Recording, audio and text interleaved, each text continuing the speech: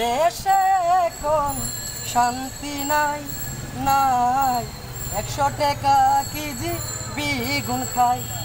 স্বাধীনতা তুমি কি দিয়েছ, দেশে এখন শান্তি নাই নাই, 80 টাকা কেজি মূলা খাই। স্বাধীনতা তুমি কি দিয়েছ, দেশে এখন ইন্টারনেট নাই নাই, 80 টাকা কেজি মূলা খাই। Good bye Bangladesh. কারণ দেশ দ্বিতীয় বিশ্বযুদ্ধ লাগছে, কারণ দেশ এখন স্বাধীন নয়। স্বাধীন হইলে ছাত্র করে কি ওই আঘাত করে না, কারণ ছাত্র হয়েছে নিরপেক্ষ দল। কারণ ছাত্র করে গুলি করে মারার কারো অধিকার নাই। কারণ হেরা হচ্ছে আমাদের দেশের সম্পদ। কেউ ইঞ্জিনিয়ার হইব, কেউ ডক্টর হইব।